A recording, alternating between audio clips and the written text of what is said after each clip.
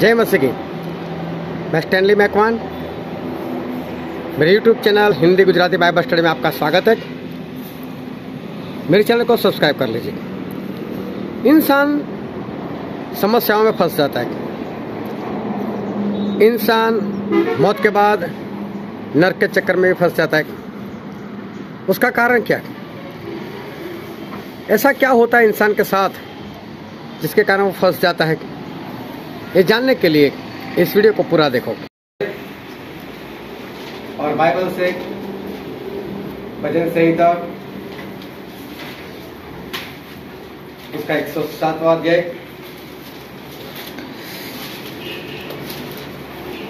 भजन संहिता 107, और हम पढ़ेंगे 16 से लेकर उसके 21 वचन तक। भजन संहिता 107 16 से 21। क्योंकि उसने पीतल के फाटकों को तोड़ा और लोहे के बेड़ों को टुकड़े टुकड़े किया। मूढ़ अपनी कुचाल और अधर्म के कामों के कारण अति दुखित होते हैं। उनका जी सब भांति के भोजन से निचलाता है और वे मृत्यु के फाटक तक पहुंचते हैं।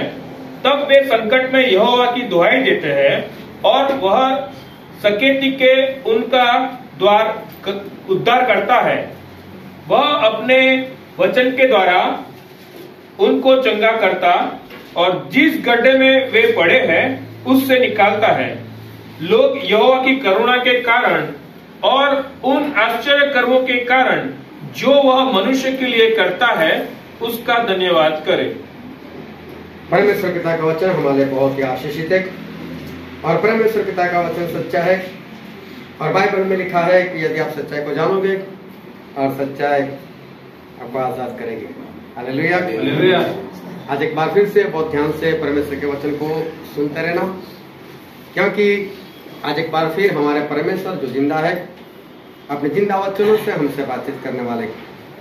जैसे जैसे दिन आगे बढ़ रहे वैसे वैसे प्रभु यीशु का आना वो पास होता जा रहा है और धरती के हालात जो है वो बदलते जा रहे। और जब मैं देखता हूं तो जो लोग मसीह को मानते हैं, विश्वासी है, वो सारे लोग जो है इन बातों से बिल्कुल अनजान है। अभी हम कुछ लोग बाहर गए थे और एक परिवार में मैंने उनको सवाल कर दिया कि जो पोप है उन्होंने नई 10 आज्ञा दी, क्या आप जानते हो? उन्होंने हम इसके बारे में कुछ नहीं जानते। अभी देखो कैसी कैसी घटनाएं हो रही और बिल्कुल अनजान इस बात से कि ऐसा भी कुछ धरती पर हो रहा है। अभी वर्ल्ड कप खेला जा रहा है फुटबॉल का, और उसका भी जो ओपनिंग सेरेमनी था उसमें भी कुछ ऐसी बातें देखने को मिली जो एंटी क्राइस्ट से वो जुड़ती है। पिछले कई महीनों से यूक्रेन और रशिया की लड़ाई चल रही है और मेरे ख्याल से 9 मई, मालूम नहीं कौन सी तारीख थी, वो रशिया की आज़ादी की तारीख है, विजय की तारीख है। और मैंने बोला था उस दिन ये युद्ध समाप्त हो जाएगा और समाप्ति हो गया। फिर उसके कुछ दिन की समाप्ति के बाद वापस शुरू हो गए। अब यूक्रेन है छोटा और रशिया है बहुत बड़ा, लेकिन फिर भी इतने महीनों से युद्ध चल रहा है। और अभी अभी लोग बोल रहे हैं कि, और हमारे प्रधानमंत्री ने भी बोल दिया कि युद्ध के कारण अभी हमारे देश में भी जो भी अनाज है उसकी कमी आ सकती है। अभी मुझे ये नहीं समझ आती वो लोग लड़ रहे उसमें हमें क्या लेना देना। ऐसा तो है नहीं कि हम लोग वहां पर गेहूं पहुंचा रहे या चावल पहुंचा रहे, हमारा जितना है वो तो है ही। तो हमारे देश में क्यों उसकी घटी होगी? लेकिन बोल दिया कि युद्ध के कारण ऐसा हो सकता है और कई देशों में ऐसा होने भी लग गया। अभी देखने जाओ तो हम हमारा बनाकर हम खाते, चावल है गेहूं तो हम यहाँ से बाहर भी बेचते, इतने चावल इंडिया में पकते हैं, तो हमें क्यों ये अनाज जो है उसकी घटी हमें क्यों होगी। लेकिन ये सब प्री प्लान सब हो रहा है और ये सारी घटनाएं हो रही। मैं हर बार ऐसी कोई ना कोई घटना जो है उसका जिक्र इसलिए करता रहता हूं कि हमें इस दुनिया के अंदर जो हो रहा है उसे जानना चाहिए। जानना इसलिए चाहिए कि प्रभु से ने भी एक बार बताया था कि आप बादल को देखकर आप ये बता सकते हो कि बरसात आएगी या नहीं आएगी, सूरज निकलेगा या नहीं निकलेगा, लेकिन बोले आप ये समय को देखकर नहीं बता सकते कि समय कैसा चल रहा है। इसका मतलब इस वक्त के ऊपर हमारी निगाह होनी चाहिए। इस दुनिया में क्या हो रहा है, कैसी घटनाएं हो रही है, वो हमको पता चलना चाहिए, वो हमें जानना चाहिए। सही में जो अंत के दिन है वो तो पास में आ ही रहे, लेकिन उसको लेकर जो घटनाएं हो रही है उसके ऊपर हमें ध्यान देने की जरूरत है, ताकि हम ज्यादा से ज्यादा परमेश्वर के लिए हम तैयार हो सके। क्योंकि परमेश्वर ने अब्राहम को चुना था और अब्राहम को विश्वासियों का पिता कहा गया है, और इसलिए हम उसकी संतान हैं अगर हम प्रभु के ऊपर विश्वास करते हैं। ये जो अब्राहम थे वो काफी पैसे वाले थे, उनके बारे में ऐसा लिखा है कि वो धनवान थे, सोना चांदी भेड़ बकरियों में वो धनवान थे। वो धनवान थे तो उनका बेटा इसहाक वो भी काफी पैसे वाले थे, और इसहाक का बेटा याकूब तो इसहाक का बेटा होने के कारण वो भी तो पैसे वाले ही थे। लेकिन हुआ कुछ ऐसा याकूब के साथ कि उनको अपना घर छोड़ना पड़ा, और घर छोड़कर उनको भागना पड़ा, और भागकर गए अपने मामा के घर, और मामा के घर जाकर रहे। और वैसे तो जो बच्चे होते वो बहुत खुश हो जाते जब छुट्टी होती, चलो मामा के घर चलते, मामा के घर चलते। लेकिन याकूब ने तो मामा के घर में भी मजदूरी की, वो भी 1-2 साल नहीं लेकिन 20 साल तक उन्होंने अपने मामा के घर में मजदूरी की। मैं जो कहना चाहता हूं उसको ध्यान से समझना कि परमेश्वर के लोग जो होते हैं, जो परमेश्वर के लिए सच्चाई से चलना चाहते हैं, तो उनके जीवन में ऐसा वक्त आता ही है जिसमें मुश्किलें हो, जिसमें कठिनाइयां हो। ऐसा वक्त जो परमेश्वर के ऊपर विश्वास करते हैं, परमेश्वर के रास्ते पर चलना चाहते हैं, उनके जीवन में ऐसा वक्त वो आता ही है। अगर अब्राहम का जीवन देखो, पैसे वाले थे, लेकिन एक बार एक राजा था, वो उनकी पत्नी को उठाकर लेकर चला गया, सारा को उठाकर चला गया। अब्राहम कुछ नहीं कर पाते थे, वो उनके साथ लड़ने के लिए सक्षम नहीं थे।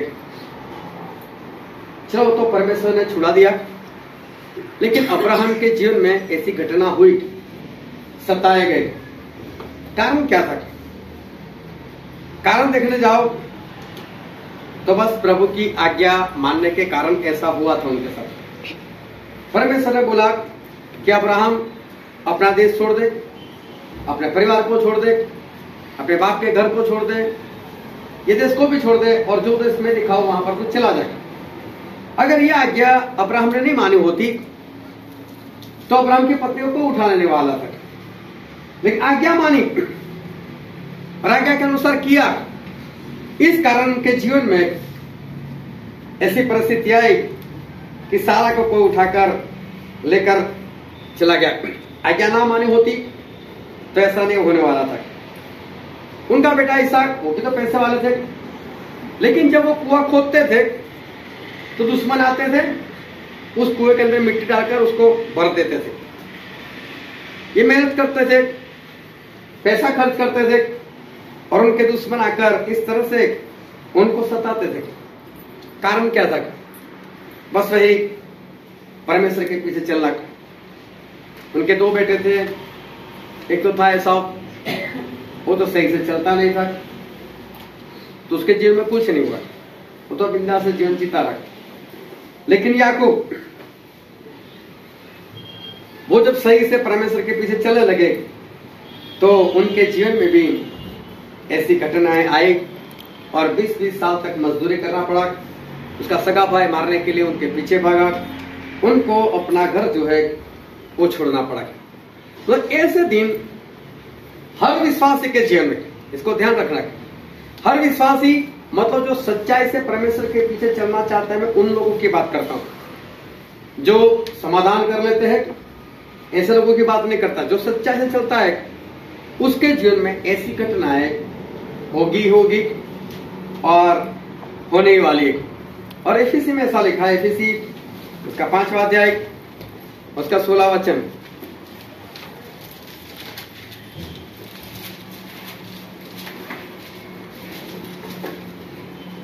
अवसर को बहुमूल्य समझो, अवसर को बहुमूल्य समझो, क्योंकि दिन बुरे हैं, क्योंकि दिन बुरे हैं। हालेलुया। हमारे प्रधानमंत्री क्या कहते हैं? दिन अच्छे आएंगे, हाँ? लेकिन प्रधानमंत्री का भी जो प्रधानमंत्री हो क्या कहते हैं? दिन बुरे, अच्छे दिन आएगा भी, बुरे दिन है।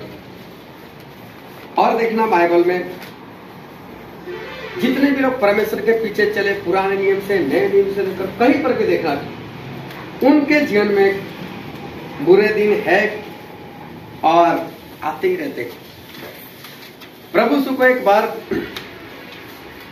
चेले लोग ने पूछ लिया कि आपके आने के निशान क्या है और इस संसार के अंत के निशान क्या है। तब प्रभु यीशु ने जो अंत के निशान के बारे में बात की थी, जो मत्ती 24, मरकुस 13 और लूका 21 में लिखा हुआ है, तो उन्होंने जो अंत के निशान बताए उनमें एक भी अच्छी बात नहीं। एक भी बार प्रभु ने ऐसा नहीं बोला आप मेरे पीछे चलते हो तो लोग आपको फूलों का हार पहनाएंगे, लोग आपको इज्जत देंगे, बहुत सारे पैसे आपको मिल जाएंगे। ऐसा कुछ भी प्रभु ने नहीं बताया था। लेकिन प्रभु ने बताया था कि जो अंतिम दिन है उसमें तो ऐसा होगा कि धरतीकंप होंगे, अकाल पड़ेगा और प्रजा प्रजा के विरोध में, देश देश के विरोध में होंगे, लड़ाइयां होगी, लड़ाइयों की अफवाहें आएगी। मेरे नाम के कारण लोग तुम्हें सताएंगे, मेरे नाम के कारण तुम पकड़वा दिए जाओगे, मेरे नाम के कारण तुम्हें जेल भेज दिया जाएगा, मेरे नाम के कारण लोग तुम्हें मारेंगे और मेरे नाम के कारण तुम्हें खत्म भी कर देंगे। और ये तो शुरुआत है, उसके बाद एंटीक्राइस्ट आएगा और वो अपनी मूर्ति बनाएगा, जबरदस्ती पूजा करवाएगा, नहीं मानोगे तो मार सकता है, खत्म कर सकता है, अपनी मुहर निकालेगा। वो अगर नहीं लेते तो लेन देन नहीं कर पाओगे, खरीद बेच नहीं सकोगे, जॉब नहीं कर पाओगे, बहुत सारी मुश्किलें आएगी। तो प्रभु ने जो अंतिम दिनों की बात की, तो अंतिम दिनों में भी एक भी दिन अच्छा नहीं बताया। सारे दिन कैसे बताए? बुरे ही दिन बताए। अब प्रभु ने ऐसा कहा, हम पढ़ते हैं यूहन्ना उसका 16वां अध्याय उसका 33वां वचन।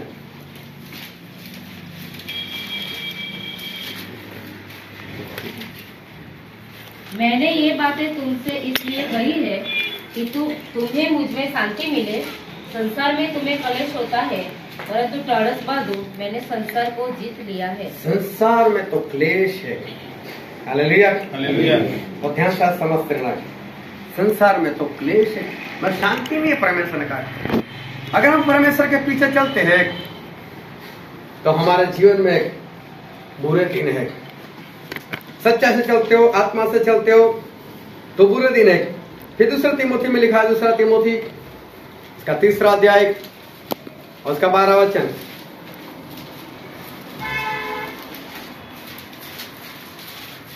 और जितने मसीह यीशु में भक्ति के साथ जीवन बिताना चाहते हैं वे सब सताए जाएंगे। हाँ, यहाँ पर लिखा है कैसे लोग सताए जाएंगे, पढ़ो।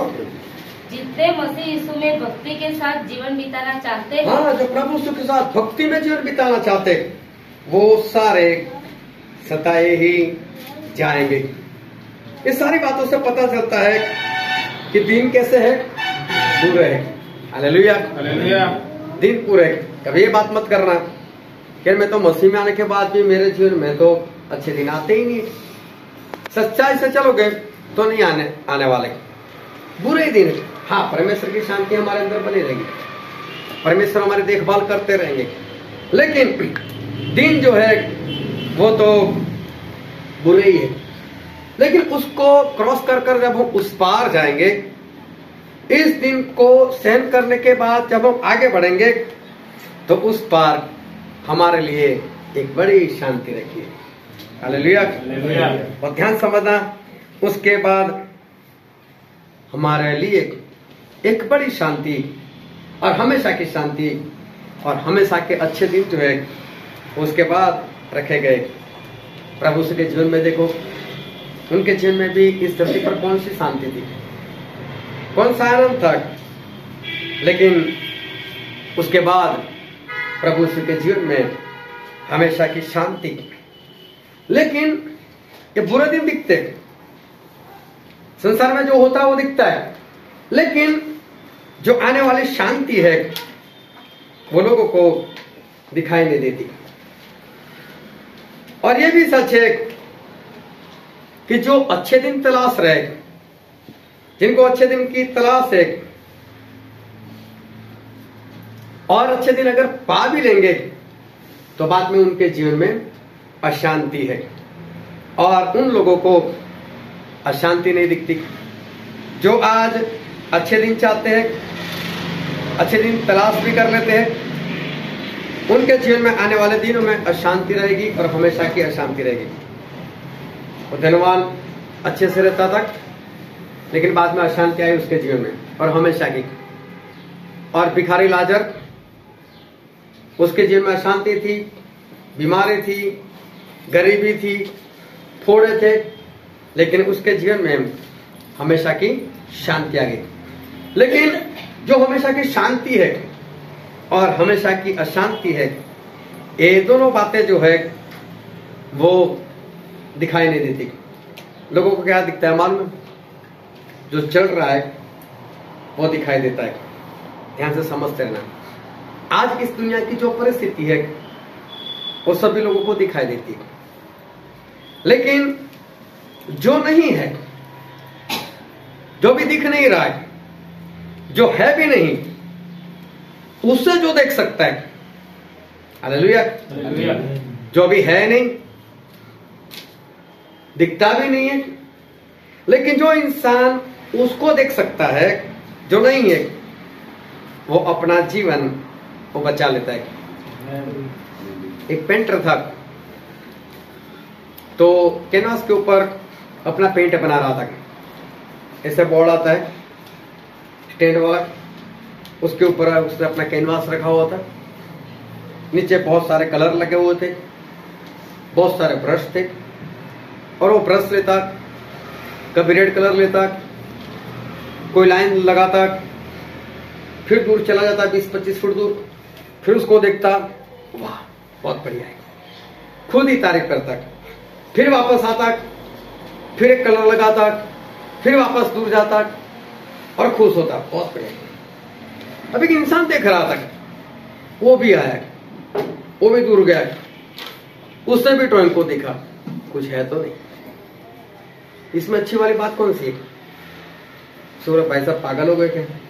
आप वहां जाते हो, लाइन खींच कर आते हो, कभी ब्लू, कभी ब्लैक, कभी रेड, कभी येलो, और दूर जाकर बोलते बहुत अच्छा, बहुत अच्छा, मुझे तो कुछ दिखाई नहीं देता। इसमें अच्छी वाली बात। और पेंटर ने बहुत अच्छी बात बोली, तू वो दिख रहा है जो भी तुझे दिखाई दे रहा है। मैं मैं वो देख रहा हूं तैयार होने के बाद कैसा दिखने वाला है, मेरी निगाह में वो पिक्चर है और इसलिए मैं खुश होता हूं। तो इंसान को जो है वो दिखाई देता है, लेकिन जो नहीं है वो अगर दिखाई दे, वो इंसान अपने जीवन और अपने आप को वो बचा लेगा। प्रभु ने कहा था, एक वचन पढ़ते हैं मत्ती रचित सुसमाचार उसका 16 अध्याय और उसका 21 वचन। उस समय से यीशु अपने चेलों को बताने लगा, अवश्य है कि मैं यरूशलेम को जाऊं। देखो प्रभु से ऐसा बोलते हैं कि अवश्य है कि मैं यरूशलेम को जाऊं और पुरनियों और प्रधान याजकों और शास्त्रियों के हाथ से बहुत दुख उठाऊं। हाँ, मैं बहुत दुख उठाऊं और मार डाला जाऊं और तीसरे दिन जी उठूं। देखो प्रभु ने सारी बातें बताई, मैं जाऊं, पकड़वा दिया जाऊं, मुझे मार दिया जाए, मैं खत्म हो जाऊं, तीसरे दिन की भी साथ में बात की, तीसरे दिन उठ भी जाऊंगा। लेकिन आगे पढ़ो तो क्या लिखा है? इस पर पतरस उसे अलग ले जाकर झिड़कने लगा, हे प्रभु, परमेश्वर न करे, तेरे साथ ऐसा कभी न होगा। लेकिन पतरस वो तो प्रभु को भी झिड़कने लगे, उनको डांटने लगे, ऐसा कुछ ना। अभी देखो उसको क्या दिखाई दिया कि प्रभु ने क्या काम है, यरूशलेम को जाऊंगा, मार दिया जाऊंगा। वो तीसरे दिन वाली बात नहीं दिखाई दी कि तीसरे दिन उठने की भी बात की। हाँ प्रभु, तीसरे दिन उठ भी जाओ, जल्दी मरो, ऐसा ना करते, हमको भी चमत्कार देखना है, वो नहीं दिखाई देता। जो है नहीं वो लोग देख नहीं सकते। प्रभु उसने उसी पत्र से कहा, हम आगे पढ़ते यूहन्ना रचित सुसमाचार उसका 21वां अध्याय उसका 18 और 19 वचन। मैं तुमसे सच कहता हूँ, जब तू जवान था, प्रभु उस पत्र से कहते हैं, जब तू जवान था तो अपनी कमर बांधकर जहाँ चाहता था वहाँ फिरता था। हाँ, तू जहाँ चाहता था वहाँ जाता था। परंतु जब तू बूढ़ा होगा, लेकिन जब तू बूढ़ा हो जाएगा तो अपने हाथ फैलाएगा और दूसरा तेरी कमर बांधकर जहाँ तू न चाहेगा वहाँ तुझे ले जाएगा। लेकिन तुझे कोई जबरदस्ती से दूसरी जगह पर ले जाएगा। उसने इन बातों से संकेत दिया कि पतरस कैसी मृत्यु से परमेश्वर की महिमा करेगा। देखो पतरस की मृत्यु जो अभी तो जवान है, किसी को नहीं दिखाई देती, लेकिन प्रभु उसकी मौत को भी देख रहे थे। अभी कोई नहीं, पतरस खुद भी नहीं बोल सकता था मैं मरने वाला हूं, लेकिन प्रभु वो देख रहे जो अभी हुआ ही नहीं, जो है भी नहीं, अभी दिखता भी नहीं, लेकिन प्रभु की निगाह वहां पर है। जब हम वडोदरा फतेहगंज में रह रहे थे और पीछे आधे किलोमीटर पर एक विश्वामित्री नदी, और जब भी बरसात की रुत आती थी तो हम अंदर से लगता था कहीं बाढ़ ना आए तो अच्छा। और बरसात में हमारी प्रार्थना सबसे ज्यादा होती थी, क्योंकि जहां पर हम रहते थे वहां घर में पानी आ जाता था। अभी एक बार ऐसे हुआ, बरसात कुछ हो गई ज्यादा और नदी मेरे ख्याल से आधी भर गई होगी, लेकिन अभी बाढ़ का कोई निशान नहीं था। लेकिन परमेश्वर ने हमसे बात कर ली बाढ़ आने वाली। तो मेरे घर के पास में मेरे मित्र का घर था जो खाली पड़ा रहता था, मैं उसके पास चला गया, मैंने बोला चाबी दे, और उसकी ऊपर वाली मंजिल में हम 100% सामान लेकर चले गए। मेरे पास जितना था वो सारा कुछ लेकर वहां चले गए।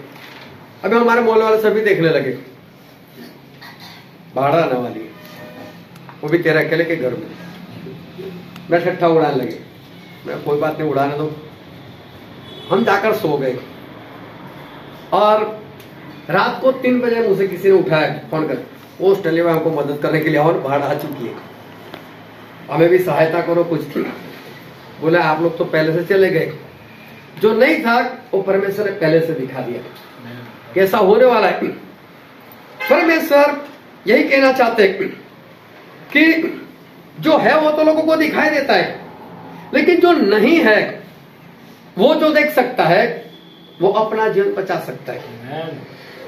और जो नहीं दिखाई देता वो सारी बातें बाइबल में तो लिखी है। दुनिया में 2 तरह के लोग होते हैं, एक तो वो होता है जो परमेश्वर की चेतावनी पाकर आज से काम शुरू कर देता है। हालेलुया। सब लोग जाग रहे हो? हालेलुया। हालेलुया। ध्यान से समझना। एक तो ऐसे इंसान होते जो बाइबल के वचन सुनकर परमेश्वर की चेतावनी को पाकर वो आज ही से अपना काम शुरू कर देता है।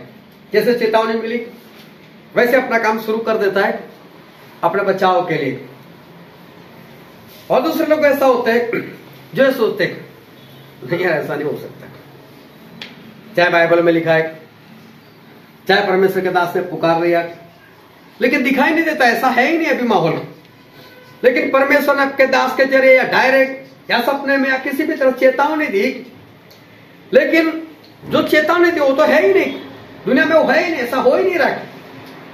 और दूसरे लोग ऐसा होते वो सोचते हैं नहीं यार ऐसा नहीं हो सकता, ये तो ऐसे ही प्रचार कर दिया। ऐसे लोग होते जो ये सोचते छोड़ो ना, होगा तो देखा जाएगा, उसमें कौन सा है, अगर बाढ़ आने वाली तो आने तो उसमें कौन सी बात है, आएगी तब भाग जाएंगे देख लेंगे। तो कुछ लोग ऐसे होते हैं जो ये सोचते ऐसा नहीं होगा, और होगा तो उस वक्त देख लेंगे। लोग परमेश्वर को, परमेश्वर की बातों को और परमेश्वर के दास की नहीं सुनते। लेकिन वही बात अगर कोई गैर मसीही कहे, वही बात कोई बड़ा इंसान बोले, तो इंसान जो है उसके ऊपर वो भरोसा कर लेता है, परमेश्वर के ऊपर नहीं, परमेश्वर के लोगों के ऊपर नहीं। लेकिन वही बात अगर कोई और बोल दे तो लोग भरोसा कर देते और आकर बताते भी हाँ यार ऐसा तो उसने भी कहा, मतलब उसने कहा मतलब अब उसकी वैल्यू ज्यादा है। हाँ तो बोल ही रहे थे, लेकिन अब तो उसने भी कहा, ये भाई ने कहा। अभी ये बात जो है अभी पक्की है। आज कई ऐसे लोग हैं जिन्होंने कहना शुरू कर दिया कि अपने घर में अनाज इकट्ठा कर लो। नरेंद्र मोदी ने भी बोल दिया कि ऐसा हो सकता है कि अनाज ना मिले। कहने का मतलब यही था कि इकट्ठा कर लो। फेसबुक का जो मालिक मार्क जुकरबर्ग, उसने भी बोल दिया पैसे बचा कर रखना, क्रिसमस आ रही है, खर्च मत करना, पैसे काम आएंगे, क्योंकि हालात जो है वो कुछ बदलते जा रहे। ये बात तो हम लोगों ने 1.5 साल पहले बोल दिया था कि अनाज इकट्ठा कर लो। 1.5 साल पहले लोगों को तो आज परिस्थिति को देखकर ऐसा लगता है कि ऐसा होगा, लेकिन परमेश्वर ने ये बात तो 1.5 साल पहले बता दी थी। और 1.5 साल पहले मैंने सभी को बता दिया था। अब लोग वो बात बता रहे हैं उसने भी ऐसा बोला। सही बात है, उससे ऐसा बोला, अच्छी बात है। लेकिन जब हमने कहा था तब तो नहीं माना ना, माना होता तो इकट्ठा किया होता, लेकिन नहीं माना उस वक्त तो।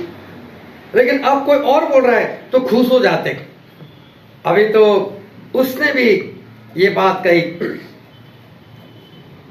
लोगों को ऐसा लगता है कि परमेश्वर का दास कहता है तो कुछ नहीं होगा। लोग पृथ्वी को देखते हैं, इस धरती के वातावरण को देखते हैं, और उनको ऐसा लगता है कल भी तो ऐसा ही था, आज भी ऐसा ही है, और इसलिए सब कुछ वैसा का वैसा ही है। पत्रस भी अपने पत्र में लिखता है, लोग यही बातें करते हैं। क्या आप लोगों ने तो बहुत प्रचार किया था यीशु आने वाले, यीशु आने वाले आए। ये सब पहले चल रहा था, वैसे तो अभी भी चल रहा है, अभी भी वैसे ही दिन है। और उत्पत्ति में ऐसा लिखा है, उसका 8वां अध्याय, उत्पत्ति का पुस्तक 8वां अध्याय और उसका 22 वचन। अब से जब तक पृथ्वी बनी रहेगी, अब से जब तक पृथ्वी बनी रहेगी, तब तक बोने और काटने के समय, ठंड और तपन, धूपकाल और शीतकाल, दिन और रात निरंतर होते चले जाएंगे। कब तक? जब तक पृथ्वी बनी रहेगी। Hallelujah, hallelujah. अभी कितने विश्वासी लोग हैं वो इंतजार कर रहे हैं कुछ ऐसा हो जाए धरती के ऊपर, सूरज काला हो जाए, सूरज अंधियारा हो जाए, चांद लाल हो जाए, और फिर हम भागे कहीं पर। कुछ ऐसा हो जाए और फिर हमको पता चले हाँ अभी हो गया, अभी हो गया। लेकिन बाइबल में क्या लिखा है? जब तक धरती रहेगी तब तक खेत में काम होता रहेगा, लोग बीजते रहेंगे, कटनी भी होती रहेगी, ठंड भी होती रहेगी, गर्मी भी होती रहेगी, धूप भी आएगी, ठंड भी आएगी, बरसात भी आएगा।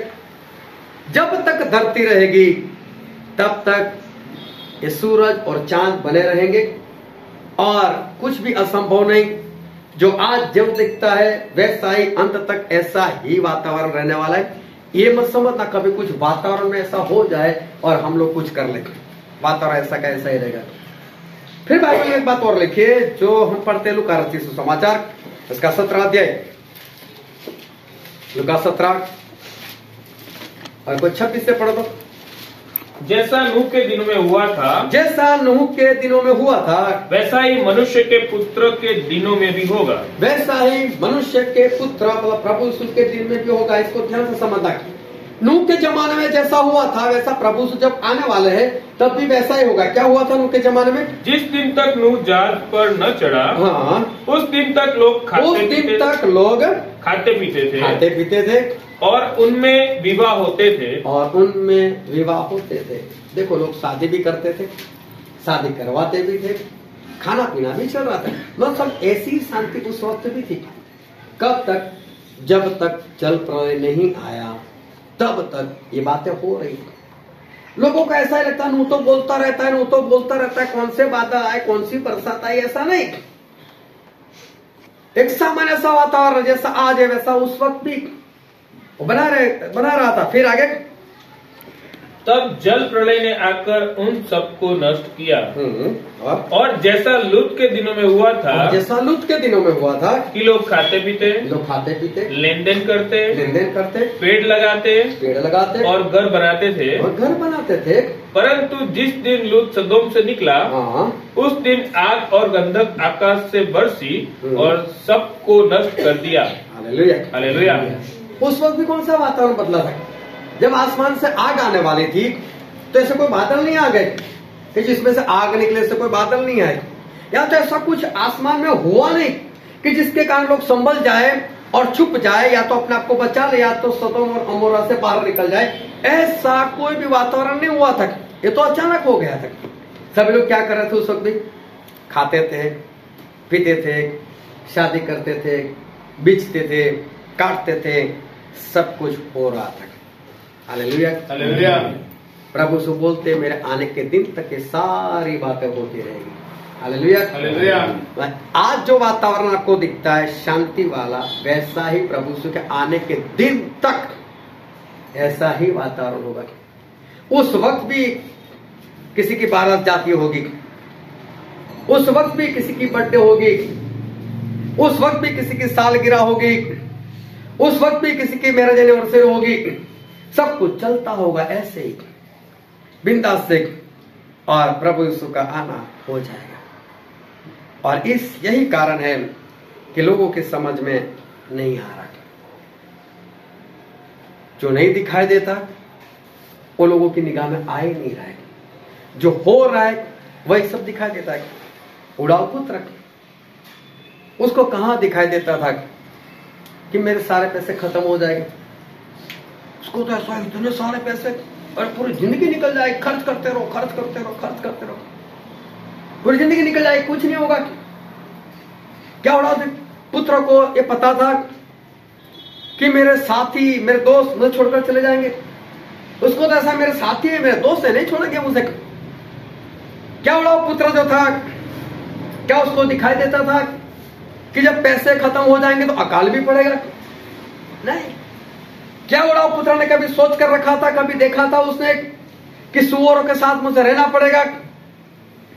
क्या कभी उड़ाऊ पुत्र के दिल में, उसके दिमाग में कभी सोच आई कि सुअर जो खाते हैं वो खाने को भी मुझे मन करेगा और मैं भूखा रहूंगा? ये नहीं दिखाई देने वाली बात थी, वो देख नहीं सकता था, लेकिन ये उसके जीवन में होने वाला था।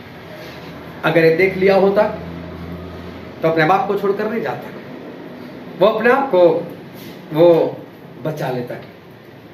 जो नहीं दिखाई देता लेकिन होने वाला है, उसके ऊपर अगर आपकी निगाह होगी ना तो आप अपने आप को बचा सकते हो। जो दिखता है वो तो धोखा है, जो दिख रहा है वो तो एक भ्रम है। उड़ाव पुत्र ने आज को ही देखा, मेरे पास बहुत पैसे, मेरा जीवन निकल जाएगा, पर ऐसा हुआ नहीं।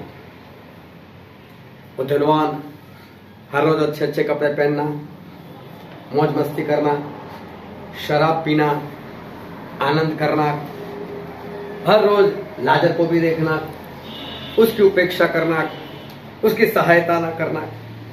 क्या उसको पता था कि लाजर तो मर जाएगा लेकिन मैं भी मरने वाला हूं? क्या उसने कभी अपनी मौत को देखा था? क्या मौत के बाद उसने ये दृश्य देखा था, मैं नरक में पड़ूंगा? क्या उसको यह दिखाई दिया था कि मेरे सामने स्वर्ग होगा और अब्राहम की गोद में मैं इस लाजर को देख सकता हूं? क्या उसने यह कभी देखा हुआ था कि वहां जाकर मुझे पछताना पड़ेगा? ये सब उसके साथ हुआ, ये सब कुछ उसके साथ हुआ। अगर ये बात वो पहले से देख लेता फिर तो अच्छी बात थी, बचाया जाता। जो नहीं दिख रहा है उसको देखना बहुत जरूरी है। एक धनवान, बहुत संपत्ति थी, खेत बहुत थे, बहुत फसल आई और खुश होकर कहा, हे मेरे प्राण, बहुत सालों के लिए बहुत कुछ मेरे पास है, खा पी और आनंद कर। क्या उसको मालूम था आज मेरा आखिरी दिन है? इतना सब कुछ इकट्ठा करने के बाद क्या उसको मालूम था कि आज मेरी मौत है, मैं नरक में जाने वाला? दिखाई देना चाहिए। अपनी आंखें खोलो। इस संसार को तो संसार के लोग देखते हैं, लेकिन आत्मा से चलने वाले आत्मा की बातें देखते हैं। वो जिसको दिखाई दी वो अपना जीवन परिवर्तन भी कर लेगा और वो अपने आप को बचा भी लेगा। लेकिन जो होने वाला लेकिन दिखाई नहीं देता, आज वो जिसको नहीं दिखाई देता वो परमेश्वर की निगाह में मूर्ख है। आज को देखकर जो लोग चलते, कैसे लोग चलते? कमाई करनी पड़ेगी, अच्छी जॉब करनी पड़ेगी, बच्चों को पढ़ाना पड़ेगा, बच्चों के पीछे मेहनत करनी पड़ेगी, मालूम है बच्चा बड़ा हो रहा है, उसका खर्चा बढ़ रहा है, मालूम है बच्चा 10 साल का हो गया, 15 साल के बाद इसकी शादी होगी, शादी में इतना खर्चा होगा, क्या है हमारे पास, मेहनत करो, ये करो, वो करो। कौन 15 साल जीने वाला है? कौन लिखा कर लिख रहा है? उस वक्त क्या होगा क्या मालूम? बच्चा भी जिंदा रहने वाला है कि नहीं, क्या किसको मालूम? लेकिन लोग आज को देखते ऐसा होगा, लेकिन सही में क्या होने वाला है कुछ नहीं मालूम। तेजल बिना अस्पताल से निकले, मालूम था कि आज कुछ होने वाला है? नहीं मालूम था। देखा होता तो चल कर निकलते, आज एक्टिवा को छोटा, आज चलते जाना है। अगर देख लिया होता तो ध्यान से समझना, जो होने ही वाला है वो दिखता नहीं है, लेकिन उसके ऊपर अगर निगाह पड़ जाए, अगर वो देख लोगे तो आप अपना जीवन जो है वो बचा सकते हो। लेकिन जो आज को देखकर चलता है वो फंसता है। जैसे वो धनवान फंस गया, नरक में पड़ गया, दूसरा धनवान उसी दिन मर गया, निगाह वहां पर नहीं थी जहां पर होनी चाहिए। उड़ाव पुत्र की निगाह वहां पर नहीं थी जो होने वाला था।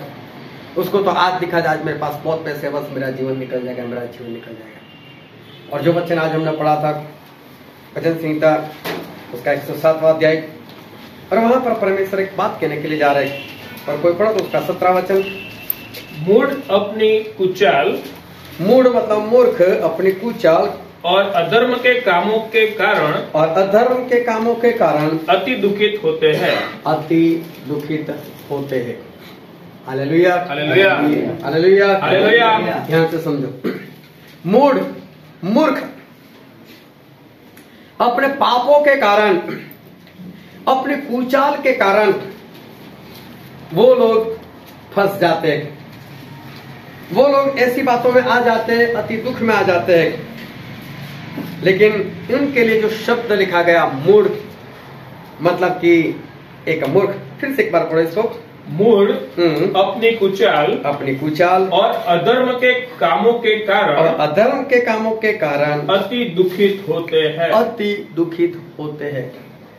दुखी तो बहुत लोग होते हैं, लेकिन अति दुखित वो लोग हैं जो अपने भविष्य को नहीं देख सकते, जो आने वाले दिनों को देख नहीं सकते। परमेश्वर ऐसे लोगों को मूर्ख कहते हैं, जो अपने कुचाल और अपने पापों के कारण अति दुखित अवस्था में वो लोग आ जाते। प्रभु यीशु के आने से पहले बाइबल में लिखा है कि 57 में मसीह लोगों को सताया जाएगा, और ऐसा होगा ही।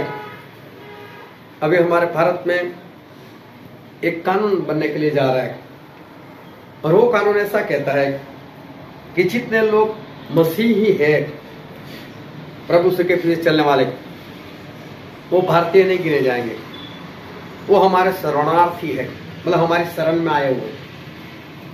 भारत में रहने देंगे, आपको निकालेंगे नहीं, लेकिन हम भारत की शरण में हैं, भारत की गवर्नमेंट के शरणार्थी है हम लोग। हमारा गुजारा भी होगा, हम कमाई भी कर सकते हैं, सब कुछ, लेकिन हम यहाँ के नागरिक नहीं रहेंगे, हम किसी को वोट नहीं दे सकते, और यहाँ के नागरिक को जो सुविधा मिलती है वो सारी सुविधा हमें नहीं मिल सकती, क्योंकि हम यहाँ के नागरिक नहीं है। ये मालूम है क्यों? उनको हमसे नफरत नहीं है, मसीह लोगों से नफरत नहीं, मसीह से नफरत है, क्योंकि प्रभु से बोला मेरे नाम के कारण तुम सताए जाओगे। तो ऐसा इसलिए होगा कि प्रभु यीशु के नाम के कारण। लेकिन जो मूर्ख है वो कल को नहीं देखेगा।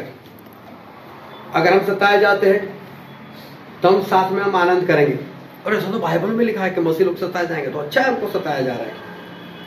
इसके बाद तो शांति आने वाली है, इसके बाद तो स्वर्ग मिलने वाला है। लेकिन जो मूर्ख, जिसको स्वर्ग नहीं दिखाई देगा, जिसको आने वाली शांति नहीं दिखाई देगी, वो तो क्या करेगा? कल्टी मार देगा। वो तो बोल देगा नहीं नहीं यार, मैं कोई मसीह को नहीं मानने वाला हूं, मैं तो आ जाता हूं दूसरे धर्म में। चलो, नागरिक बनना है उसको तो आज दिखाई देता है, मेरी सुविधा चली जाती है तो चलो सुविधा को पालो, उसको आज दिखाई देता है। उसको मालूम नहीं है कि मसीह को नहीं मानने के कारण आने वाले दिनों में क्या हो सकता है। ये स्वर्ग और नरक के मालिक वो तो सिर्फ और सिर्फ हमारे प्रभु यीशु। एंटी क्राइस्ट आएगा, उसके लोग आएंगे, जबरदस्ती से मूर्ति पूजा करवाएंगे और अपनी मुहर दिलाएंगे, और लोग सोचेंगे कि अगर इसकी आराधना नहीं करेंगे तो मरवा देगा। नहीं, मुझे तो जिंदा रहना है। तो जिंदा रहकर भी कितना रहेगा? एक दिन तो मौत है ही है। और वो तो छोड़ो यार, मूर्ति पूजा कर लेने दो। जिंदा रहना है, उसको आज दिखाई देता है। उसको होने वाला जो न्याय है, जो जजमेंट है परमेश्वर का, वो उसको नहीं दिखाई देता। उसको तो ये दिखाई देता है मुहर ले लो, खरीद नहीं सकते, बेच नहीं सकते, तो जिएंगे कैसे? एक पास्टर साहब ने खुद ऐसा एक परिवार वाले को बताया कि देखो बाइबल में लिखा है एंटी क्राइस्ट आएगा तो उसकी मुहर नहीं लेनी, लेकिन नहीं लेंगे तो खाएंगे क्या? इसलिए ले लेना, परमेश्वर अच्छे माफ कर देंगे, क्योंकि बाइबल में ऐसा लिखा ही नहीं। तो ऐसा होने वाला है। लेकिन वो लोग जिनको कल नहीं दिखाई देता जो होने वाला है, जिसको आज दिखाई देता है, वो लोग क्या करेंगे? वो तो बोलेंगे कोई बात नहीं, अपनी मुहर दे दोगे। और अगर हमारे जैसे उनको समझाएंगे तो अभी क्या बोलेंगे? आप तो यार वो आधार कार्ड निकला था तब भी बोल रहे थे ये 666 से, जब वैक्सीन निकली थी तब भी बोल रहे थे 666 से। क्या ऐसा हुआ था? ये भी नहीं है, ये वो नहीं है। मान लो इसे, ले लो इसे। आप तो पहले भी ऐसी ऐसी बातें जो है वो बताते रहते थे। ऐसे लोग जिनको कल नहीं दिखा देता वो अपनी मूर्खता के कारण फंसने वाले। लेकिन बाइबल में अभी हमने पढ़ा कि प्रभु यीशु के दिन को नूह के दिन के साथ उसकी तुलना जो है, उसकी तुलना वो की गई। नूह को जहाज बनाने में कितने साल लगे थे? कितने? 100 साल लगे थे। हमने कई बार इस वचन को देखा है। जब उन्होंने जहाज बनाना शुरू किया होगा, अपने घर के बाहर या खेत में बनाना शुरू किया होगा, कई बार हमने ये वचन देखा हुआ है। लोग आए होंगे, लोगों ने पूछा होगा कि ये क्या कर रहा है, और उन्होंने बताया होगा मैं जहाज बना रहा हूं, और लोग अचंभित हो गए होंगे, जहाज और यहाँ पर पागल हो गया क्या, जहाज तो समुद्र के किनारे बनता है, यहाँ पर क्यों बना रहा है। और उन्होंने बताया होगा कि नहीं, मुझे परमेश्वर की आवाज आई है, मेरे साथ परमेश्वर ने बात की है कि आसमान से बरसात आएगी। और जैसे ही बरसात शब्द सुना होगा तो सभी लोग हंसने लगे। बरसात क्या होता है भाई? वो तो आज तक हमने देखा नहीं, क्योंकि बरसात उन्होंने भी नहीं देखी थी। ये बरसात क्या होता है, बाढ़ क्या होता है, जल प्रलय क्या होता है। 100 साल तक नूह को जहाज बनाने में चले गए। 100 साल तक लोग नूह के पास आते होंगे, उसका ठट्ठा करते होंगे। लेकिन एक बात मैं पूछना चाहता हूं, 100 साल में कितने लोगों ने नूह की बात मानी? वो तो उसके घर के ही थे, किसी ने नहीं माना। 100 साल में किसी ने भी नूह की बात नहीं मानी। मालूम है इंसान कैसा है? अभी ध्यान से समझ रखें, जो परमेश्वर आज हमको बताने के लिए जा रहे हैं, उसको ध्यान से समझ लो। इंसान कैसा है मालूम? इंसान समझदार इंसान है, ज्ञानी है, वो पढ़ा लिखा है, आसमान में उड़ने लगा है, समुद्र के नीचे तैरने लग गया है, और इसलिए इंसान के पास बहुत ज्ञान आ गया है, बहुत सारी टेक्नोलॉजी आ गई। और फिर इंसान क्या करता है मालूम? विवाद करता है। इंसान क्या करता है? चर्चा करता है। इंसान क्या करता है? अपना तर्क लगाता है। नूह बरसात मान नहीं लेंगे, इतना बड़ा इंसान बोल रहा है तो चलो होगा, परमेश्वर का है, परमेश्वर की कृपा इसके ऊपर बनी रही तो छोड़ो मान लो। नहीं, नूह बरसात, जमीन से भी पानी निकलेगा, छोड़ यार, फेंकने की भी कुछ हद होती है। कितनी बड़ी बड़ी क्यों फेंकता है? ठट्ठा किया होगा, अरे नो पागल हो गया क्या? कभी होता है ऐसा? कभी तूने देखा?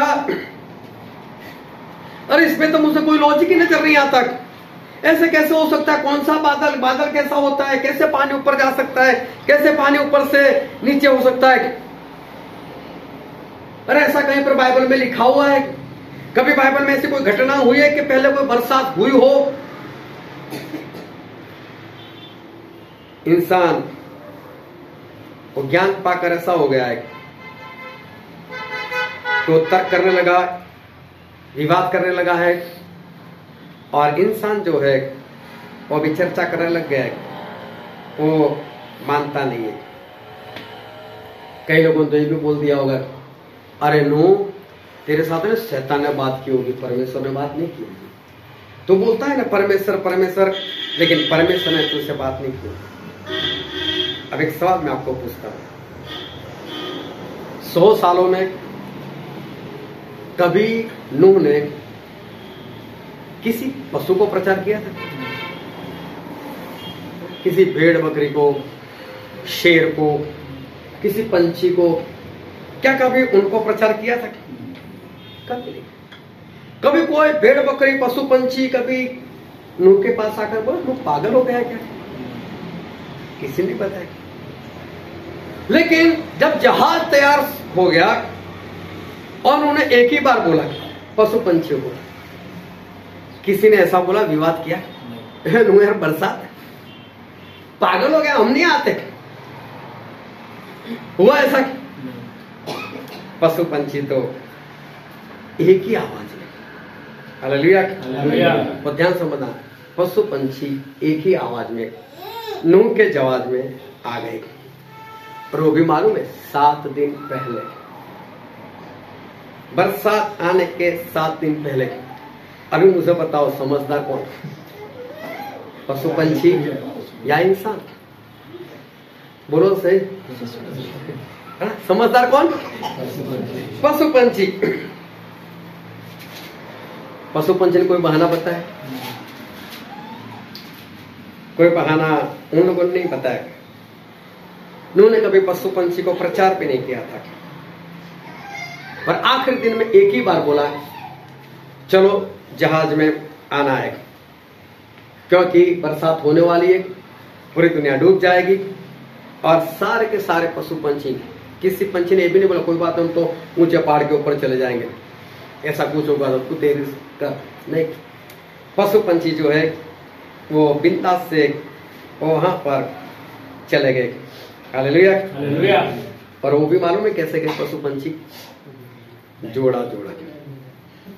एक इंसान एक बार मर गया, सच्ची बात नहीं, सिर्फ बात है। तो मर गया ना, तो स्वर्ग के किनारे, तो वहां पर कोई दूध बैठा था, उसको पूछा कि भाई तो स्वर्ग में जाना है नरक में जाना है? वो बोलता है यहाँ पर आया तो स्वर्ग में जाऊंगा, स्वर्ग में जाना है। तो स्वर्ग में जाना है तो लव की स्पेलिंग बता। Love LOVE, love. बट ठीक है, स्वर्ग में। तभी स्वर्गदूत को फोन आ गया, कहीं पर बुला लिया उसको बोला अभी बैठ, तू यहीं पर बैठ, मेरी कुर्सी संभाल। कोई भी मरकर यहाँ पर आया तो उसको पूछ लिया स्वर्ग में जाना है नरक में जाना है, और वो बोले स्वर्ग में है तो उसको सिर्फ इतना बोलना कि लव की स्पेलिंग बताओ, जो सही बताए LOVE उसको स्वर्ग में डाल देना। बोले ठीक है। सबसे पहले उसकी पत्नी आई, तो बोले तू कहां से आ गई? बोले आप मर गए, मैं सदमा सहन नहीं कर पाई, मैं भी मर गई। बोले ठीक है, अभी मुझे यहाँ पर बिठाया हुआ है और मुझे पूछा है, मुझे काम सौंपा गया है कि स्वर्ग में जाना है नरक में। तू भी बोल, तू कहाँ जाना, स्वर्ग में जाना है कि नरक में? तो बोले आप कहाँ? तो बोले मैं तो स्वर्ग में। फिर मैं भी स्वर्ग में आऊंगा। तो कैसे नहीं जाया जाएगा, एक स्पेलिंग बताना पड़ता है। तो बोले क्या? बोले चेकोस्लोवेकिया।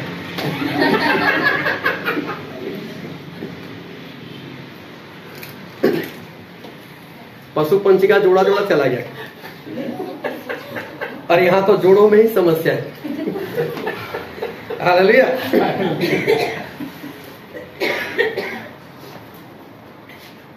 एक पत्नी से मैं मिला, सच्ची बात बता दो, उसका पति सेवक है। तो कैसा है आपका पति? अरे जाने दो स्टैनली भाई, ये कोई सेवक है? कभी मैंने उसको बाइबल पढ़ते नहीं देखा, कभी मैंने उसको प्रार्थना करते नहीं देखा, लड़ता रहता है। कौन सा सेवक? उसकी घर की इज्जत, बाहर लोग उसको सेवक के नाम से जानते हैं। एक दूसरा भी ऐसा ही सेवक, उसकी भी पत्नी से मैं मिला, उसने भी यही बात बताई। बोले कौन सा सेवक? सेवक का एक लक्षण भी उसके अंदर नहीं है। मैं इसलिए कभी कभी मुझे पता होता है कि पति नहीं होगा, अभी जाने जैसा है, तो पता चल जाता है, क्योंकि ऐसे तो अच्छे दिखते हैं, लेकिन जब मिलते तो पता चलता है। पशु पंछी की शादी होती है, इनकी शादी हुई थी, जो जोड़ा जोड़ा चला गया। क्या उनके पास कोई सर्टिफिकेट था? है ना? अगर वो छोड़ भी दे तो कोई कोर्ट केस होने वाला था? कुछ भी नहीं होने वाला था। तो भी कितने वफादार, है ना? तो भी जोड़ा जोड़ा कितने वफादार, और इंसान सर्टिफिकेट लेकर भी वफादार नहीं है ना? सर्टिफिकेट है फिर भी वो वफादार नहीं। एक सवाल पूछता हूं, समझदार कौन? पशु पंछी या इंसान? समझदार कौन? अरे बोलो जोरों से, ना समझ में फिर से एक बार बताऊं, है ना? सारे पशु पंछी वहां चले गए, और उसमें भेड़ भी थी, बकरे भी थे, शेर भी था, सुअर भी था, गाय भी थी। ये सारे जहाज में चले गए। सभी एक मन, सभी एक चित। हालेलुया। हालेलुया। तभी रह पाएंगे, सभी साथ में गए, नहीं तो वो तो कंट्रोल भी नहीं कर सकते। तो सभी लोग कैसे है? एक मन एक चीज। और सुअर तू यहाँ का, तू तो हट, तू बेकार है, चल निकल जा, तू तो अशुद्ध है, बोला किसी ने? सिर की मुझे भी डर लगता है, इसको दूर हटाओ। नहीं, सभी लोग एक मन, सभी लोग एक चित्त। विश्वासियों में कैसा है? हालेलुया। हालेलुया। ध्यान से समझना, विश्वासियों में कैसा है। मैं बोलता हूं होल नाइट में आना है, आने वाले हो या नहीं आने वाले। एक भाई साहब ने तो मैसेज लिख दिया, कई लोगों की लंबी लंबी प्रार्थना और उसमें कंटाला आता है। ऐसी प्रार्थना करने से बेहतर है मैं आऊं ही ना। ग्रुप में ही लिखा था, आप लोगों ने पढ़ा होगा। और उनके जीवन में ऐसा वक्त आया, चलिए भाई ग्रुप में डालो ना, ग्रुप में डालो ना, ये मेरी विनती डालो ना, हमारी हालत ऐसी हो गई है। मैं तो नहीं कुछ सुना है, लेकिन मैं सुना सकता था। नहीं, सभी की लंबी लंबी प्रार्थना है, कंटाल आ जाए ऐसी प्रार्थना है, मत कराओ प्रार्थना। मैंने ग्रुप में लिखा, भाई साहब अगर ऐसा हो तो आओ, ऐसी लंबी और व्यर्थ में प्रार्थना करने वाले नरक में जा रहे, नाश में जा रहे, आओ उनको बताओ, सिखाओ, बचा लो उनको। कोई जवाब नहीं। क्यों जवाब नहीं? वो खुद एक मनचित नहीं है। दूसरों की प्रार्थना क्या बात करता है तू कि लंबी प्रार्थना, व्यर्थ प्रार्थना? तेरे में हिम्मत है तो आ, बता, सिखा उसको। तेरे में प्रेम है तो उसको बचा ले। मैंने बोला मुझसे बता, मैं उनको बचाऊं, मैं उनको सिखाऊं, ऐसी लंबी प्रार्थना मत कर भाई। दूसरा एक भाई, उस समय किसी नए इंसान को बोला, क्या होल नाइट में जाना? किसी को प्रार्थना तो आती नहीं। अरे नहीं आती तो जाओ ना, सिखाओ ना, बचाओ ना उसको। किसी को नहीं आता तो आपके पास एक मौका है कि उसको बचा सकते हो, आप उसको सिखा सकते हो। और ये पशु पंछी देखो, भेड़ बकरी शेर सुअर, सभी लोग एक मन चित होकर बिंदास से जहाज में रहते हैं। और विश्वासी लोग, इसको ये नहीं आता, उसको वो नहीं आता, इसी में फंसे हुए, इसी में रहते। क्या उनको प्रार्थना की जरूरत नहीं पड़ती? उनको भी प्रार्थना की जरूरत पड़ती है, मैं देखता हूं। और उनके भी जीवन में ऐसी परेशानी थी। एक भाई साहब ने तो सभी के बीच में बोल दिया, आप लोग होल नाइट करते हो तो व्यर्थ है बोले, क्योंकि वो करता नहीं, एक भी बार आया नहीं कभी, और इसलिए बोलता है होल नाइट तो व्यर्थ है। कहां एक मन, कहां एक चित्त। मैं इतना मानता हूं कि अगर कोई भी गलती कर रहा है तो मेरा फर्ज है कि उसको जाकर मैं सिखाऊं कि भाई साहब ये तेरी गलती, इसको मान ले, सुधर जा। लेकिन मैं वो गलती किसी और के आगे बताता हूं तो वो तो नरक में जाएगा, लेकिन मैं भी जाने वाला हूं। निंदा से कुछ नहीं होने वाला। एक मन एक चित्त इसको बोलते। क्या सुअर शुद्ध नहीं था? क्या भेड़ मूर्ख नहीं कहलाती?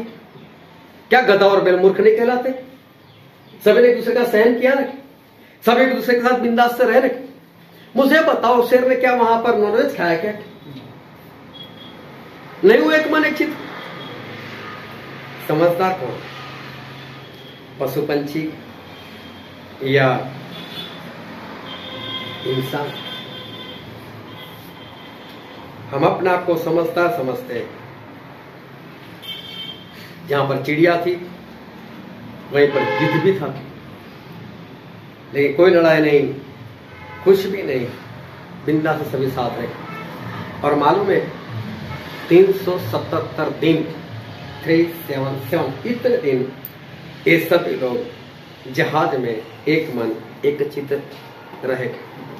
और 377 दिन के बाद ये सारे के सारे जिंदा निकले। अगर इतने विश्वासी लोगों को भर दिया होता ना, और अराक के पहाड़ के ऊपर ये अगर जहाज रुक गया होता तो उसको खोलने वाला कोई नहीं था। और अगर उसको खोलते तो अंदर से एक भी जिंदा नहीं निकलने वाला, सारे एक दूसरे को मार मार कर मर गए होते। ये हालत है परमेश्वर को मानने वाले लोगों की। किसी पशु पंछी को वहां पर बांधने की जरूरत नहीं पड़ेगी। लेकिन अगर उस जहाज के अंदर अगर परमेश्वर को मानने वाले लोग होते, मैं पक्का मानता हूं एक भी जिंदा नहीं बचने वाला था, एक भी नहीं बचता, क्योंकि एक मन एक चित है। गधी को परमेश्वर दिखाई देते, लेकिन उस पर बैठने वाला बिलाम जो परमेश्वर का भक्त माना जाता है, उसको परमेश्वर नहीं दिखाई देते। गधी समझदार या बिलाम समझदार, उसको नहीं दिखाई देता जो अपने आप को वो परमेश्वर का वो भक्त समझता है। कौवे मांस को लेकर आता है, रोटी को लेकर आते और बिंदास से एलिया को खिलाते, एलिया खा। उनकी तो प्रिय वस्तु है, एक भी कौवा इधर उधर नहीं हुआ। सभी कौवों ने जो परमेश्वर की आज्ञा थी वो मानी और परमेश्वर के दास को उन्होंने खिलाया। परमेश्वर की आज्ञा को उन्होंने माना, अपनी प्रिय वस्तु को छोड़ दिया। आज कितने ऐसे विश्वासी जो परमेश्वर के लोगों के लिए अपनी प्रिय वस्तु छोड़ सके। छोड़ने की ताकत होती तो आज वडोदरा से यहां पर नहीं आना पड़ता, हम सभी लोग साथ में होते एक जगह पर। प्रिय वस्तु छोड़ने की शक्ति नहीं है। समझदार कौन? ये कौवे या इंसान? मछली यूना को निकल जाती है और यूना मछली के पेट में, और जो मछली है मछली के पेट में यूना है। अगर वो मछली पानी पीती है तो पानी भी इतना होगा कि अंदर डूबकर मर जाएगा यूना। अगर वो खाना खाती है, जिस तरह से वो यूना को निकल गई तो बड़ी बड़ी मछली भी निकल जाती है। अगर बड़ी बड़ी मछली किसी को निकल लिया, या तो छोटी मछली ढेर सारी निकल गई, वो तो यूना को खत्म कर देंगे।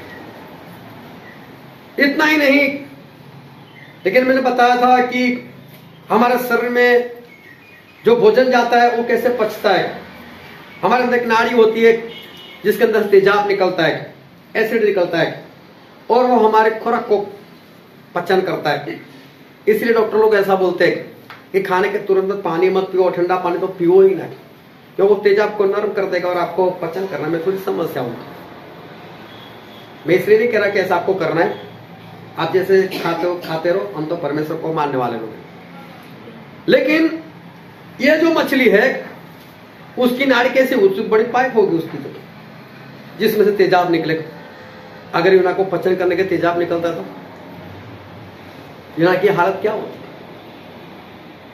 सोचो, एक मछली ने उपवास कर लिया लगातार 3 दिन 3 रात, जब तक यूना अंदर है, ना खाना खाया ना पानी पिया। और आज के विश्वासी लोग क्या बोलते हैं? उपवास नहीं होता।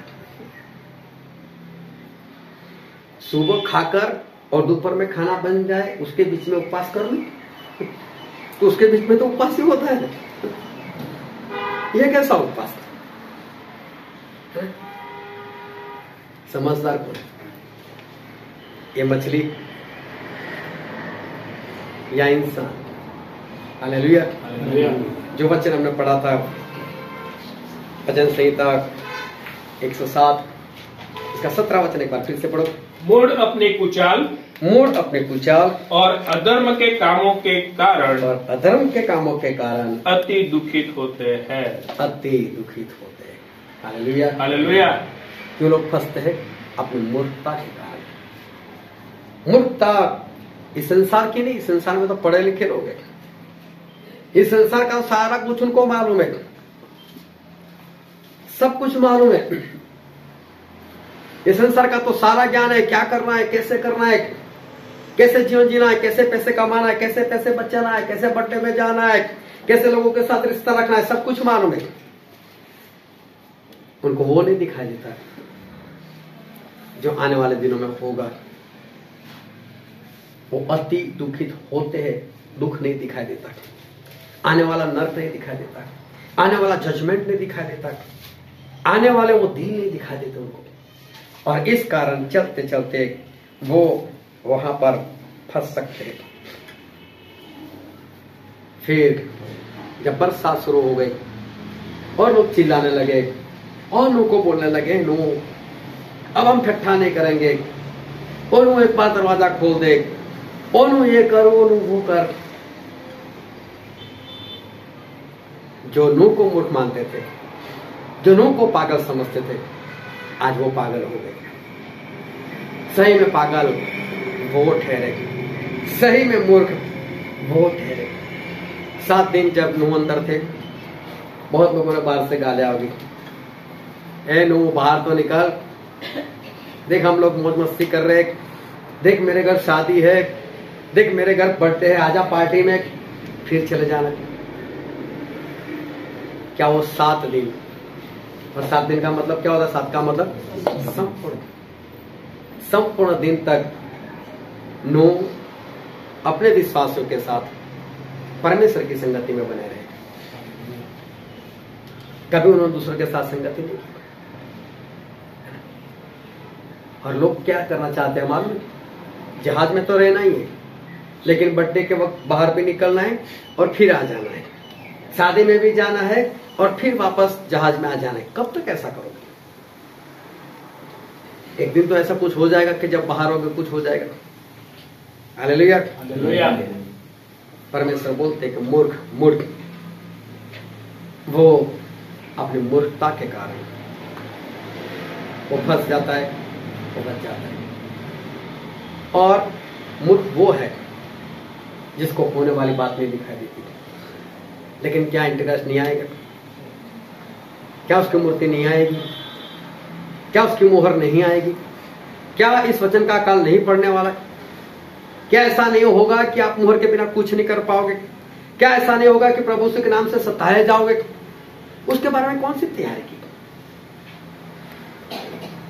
परमेश्वर के लोग, पिछले संडे हमने देखा था कि मंडली वो है जो एक साथ रहती है। मंडली वो है जो लगातार प्रेरितों के उपदेश में बनी रहती है। मंडली वो है जो प्रार्थना में एक दूसरे के साथ बने रहते हैं। और परमेश्वर उन्हीं को लेने के लिए आने वाले, अपने लोगों को लेने के लिए आने वाले। अगर वो दिन नहीं दिखाई देता, अगर वो बातें नहीं दिखाई देती, तो आज आपके पैर सही से नहीं चलने वाले। जो वो देखेगा वो आज से अपने चाल को सीधी कर लेगा। और इसलिए उस पशुओं से सीखने जैसा है कि कभी उन्होंने उनको प्रचार नहीं किया, कभी उनको कुछ बताया नहीं, सिर्फ आखिरी दिन बोला भाई चलो, और किसी ने भी मना नहीं किया। और सभी लोग जोड़ा जोड़ा वो चले गए और नूह के जहाज में वो लोग घुस गए और सारे बचाए गए। हालेलुया। आओ हम अपने आंखों को बंद करें, अपने मस्तकों को प्रभु से आगे झुकाए। राजाओं के राजा है, जिनका वचन कहता है जहां 2 या 3 मेरे नाम से इकट्ठे होंगे वहां पर मैं हूं, जो हमारे बीच में है। मेरे प्रियो, यह वक्त है कि हम अपने आप को जांचें।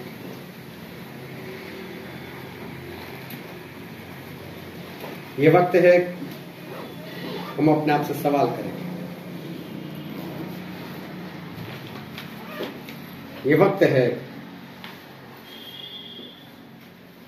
कि हम अपने आप से कहें कि क्या मुझे वो दिखाई देता है? क्या मेरी निगाह इस पर है?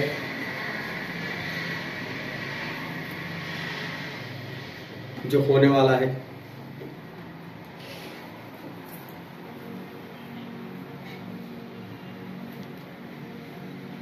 अपने आप से सवाल करें।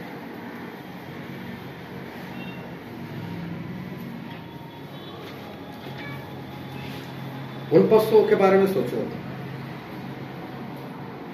जिनके देखो अक्ल नहीं, जो परमेश्वर के हाथों की रचना नहीं है, जो एक शब्द से पैदा किए गए, और हम उनसे कई गुना ज्यादा बढ़कर हैं।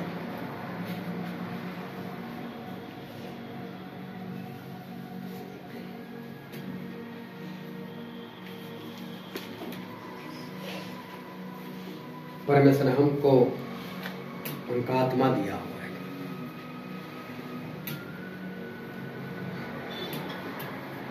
परमेश्वर खुद बोलते हैं, चिड़िया के झुंड से भी आप बहुमूल्य हो। लेकिन क्या परमेश्वर हमको जो दिया है, जो दिमाग दिया है, जो निगाहें दी है, क्या हम उसका इस्तेमाल कर रहे हैं? परमेश्वर जो वचन हमको दिया है, क्या ऊपर नाम देख सकते हैं? वो सारे पशु पंछी ने परमेश्वर की बात मान ली। बिलाम की गधी परमेश्वर को देख सकती है। वो मछली परमेश्वर की आज्ञा मानकर उपवास कर सकती है। आज अपने आप को जांचो, अपने आप को परखो, मैं कहां पर। परमेश्वर का वचन कहता है कि मूर्ख अपने पापों के कारण, अपनी मूर्खता के कारण अति दुखित होता है। कहीं ऐसा ना हो कि हम आने वाले दिनों में उस धनवान की तरह हम मूर्ख ठहरे और नास्तिक हो जाए। ये वचन समझने के लिए, ग्रहण करने के लिए, उसके अनुसार चलने के लिए प्रभु की कृपा हम सभी पर